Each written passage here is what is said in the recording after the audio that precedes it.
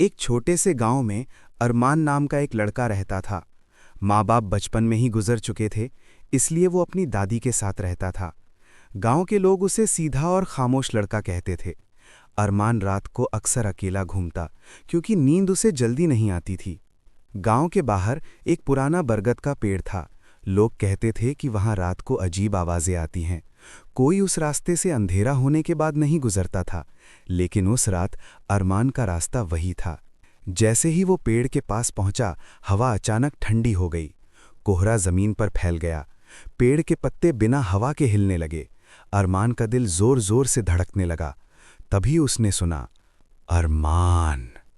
उसका नाम किसी ने लिया था। उसके सामने धुएं और नीली रोशनी से एक जिन जाहिर हुआ। उसकी आंखें चमक रही थीं, आवाज़ भारी और दर्द से भरी थी।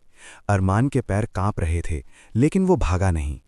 जिन ने कहा, सब मुझसे डरते हैं, पर कोई ये नहीं पूछता कि मैं तन्हा क्यों हूं। अरमान ने हिम्मत करके पूछा, तुम यहां क्यों भटकते हो? जिन की आवाज़ कांप गई। उसने बताया कि सदियों पहले उस पर जुल्म हुआ था और उसे इसी पेड़ से बांध दिया गया। तब से वो बस एक आवाज़ बनकर रह गया, डर की आवाज़। अरमान की आंखों में आंसू आ गए। उसने धीरे से कहा, अकेले रहना दर्द देता है, मैं जानता हूं। ये सुनकर जिन चुप हो गया। पहली बार किसी इंसान ने उसे समझा था। जिन की आंखों से रोशनी हल्की पड़ने लगी। उसने कहा, तेरी हिम्मत ने मुझे आज़ाद कर दिया। एक तेज हवा चली और जिन रोशनी में घुल गया। सुबह गांव वालों ने देखा कि बरगद का पेड़ सूख चुका था। उस रात के बाद वहां कभी कोई आवाज नहीं आई।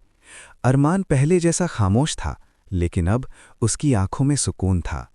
मॉरल: डर सबको लगता है, लेकिन जो दर्द को समझने की हिम्मत रखता है, वही अंधेरों को रोशनी में बदल देता है।